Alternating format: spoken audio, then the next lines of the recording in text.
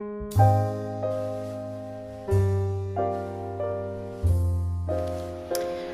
back, gorgeous people. As you can see here, I've finished stitching the bag all the way up across and then all the way down.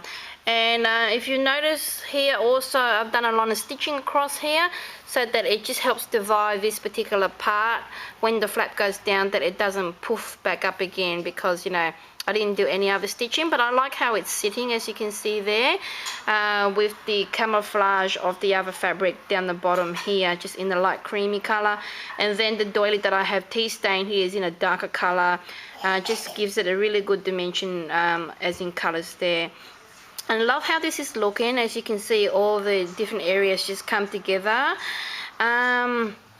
Once you've stitched there, pretty much all all to do now is to embellish. So how simple was that to do this bag? All you, to summarize, what you did was just measure out the width of the bag that you want, the depth that you want, how deep your bag is, how long the flap that you want to show up here. You know, you can have it down there, you can have it all the way up, or you can have it triangular. If you want it triangular, just cut the corners down and have it like that, how I have had it here. But see, that's how a triangular flap there. And on this one, if you wanted to, you just cut there and cut there, and then just sew it accordingly. But I like this particular design to be square because I love the doily look on this particular part.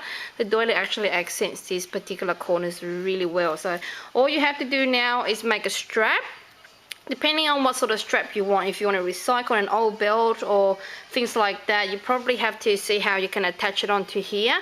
But what I've come up with is just on this particular one here, I've just used some muslin, and I've just torn around about what's that, 2, 4, 6, about 8 centimeters, 6 to 8 centimeters across here, and just tear it. And then all you need to do is just braid it together like you would braid somebody's hair. Because my fabric wasn't long enough, I had to actually braid 2 and then just tie it up here. So because I've just tied the 2 parts, you can actually make it large or small, as in the strap. You can adjust it really long or have it as short as you like. And then these little tassel bits will accent your bag or your shoulder, and it will give it a really nice look also. And on here, I've just once I've plaited it, I've just looped one over. I've just like looped it over like that, in and out, and just tied it there.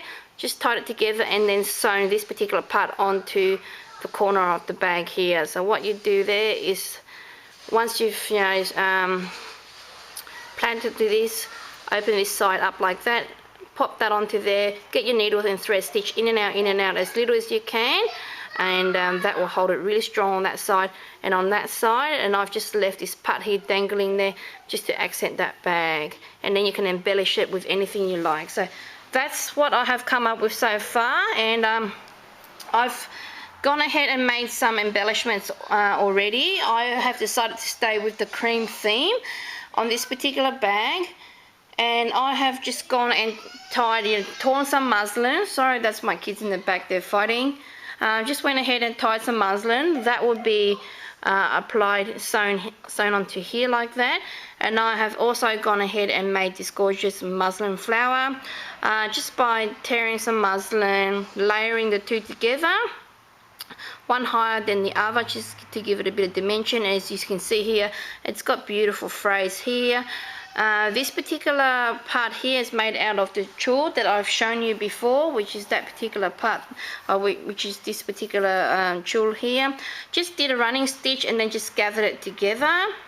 And I've just sewn on this metal butterfly foundry that I have found, which I haven't packed away yet. And I have already adhered the glue here from previous projects that I didn't use this butterfly, and was able to find that and didn't know what to do with the center, because I wanted to add something that's a bit of an antique tone, but I found this butterfly. So I'm going to sew that down, and then I'm going to sew this beautiful little flower on top. As you can see there, that's going to look gorgeous. So I'm going to go ahead and sew those on, and I'm going to go ahead and see what I'm going to do about the handle there, because I want it to be long like that one also. And I will show you the finished product once I have embellished it. Won't be too long. Welcome back, gorgeous people. Ta-da! As you can see, I have finished my bag. I have embellished it, and also I have made the strap onto the side here and sewn it onto the bag. What I use on this particular one is the same fabric as the other bag. The other bag meaning this one here. On this one here, the strap is a lot thicker because I had a lot more muslin to play with. Plus there's three, you know that with plait you use 3 strands, but with this one ran out of muslin fabric, so I've only used 2 strands here, and because I couldn't plait I had to twist. So this particular bag suited the twisting technique really well. Technique, yeah. Fancy term there.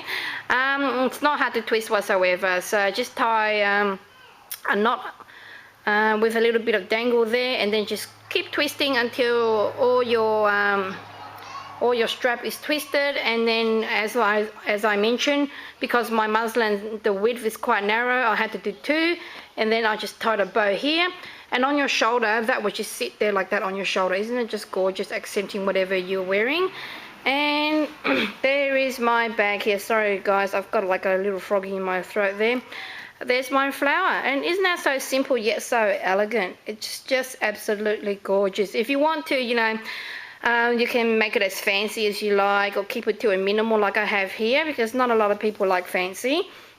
And this one, you know, as well as the other one, I will be, you know, having them for sale once I do get down to Tassie and make a whole collection of them at the, you know, the markets and stuff like that. So it's what I enjoy doing, and I love how it's turned out. As you can see, the technique that I've shown you guys on how to make this bag is so simple. And lots of room here to put your keys or wallet and stuff like that, because I actually made it quite deep. And you know, it would be good for, you know, when you go out like with friends on a girls' day out, or yeah, it would look really good with jeans on and like a white shirt or whatever.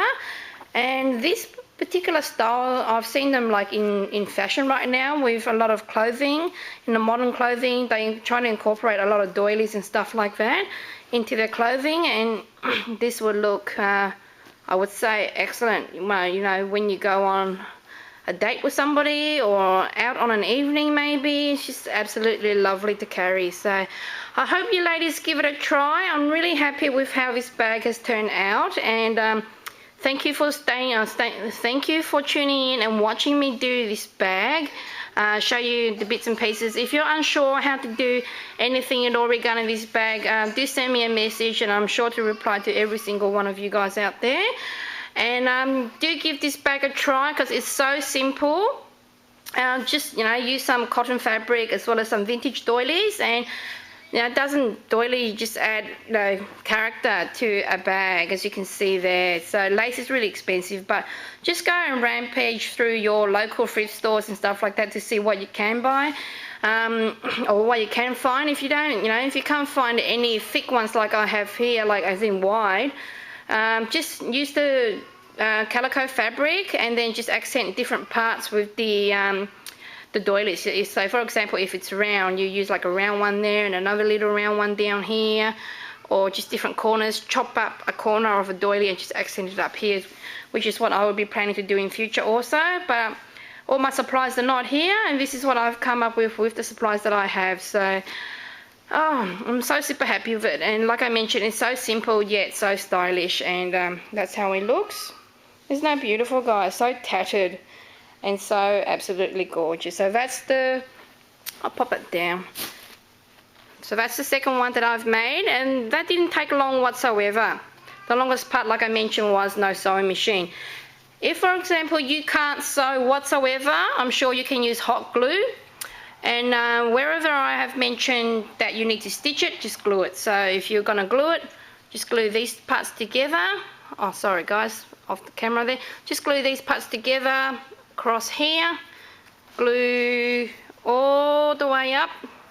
Put the fabrics together and glue. Just be very careful if you're using doilies, because if you glue in certain parts that has big holes, you might not be able to catch the glue, or you might not stick properly. or you see big dobs of glue. So just be very careful that way. But what you need to do is just glue inside here, up the top around there, and pretty much glue your embellishments, and voila, that's it. Pretty much I would say that took about 10 minutes.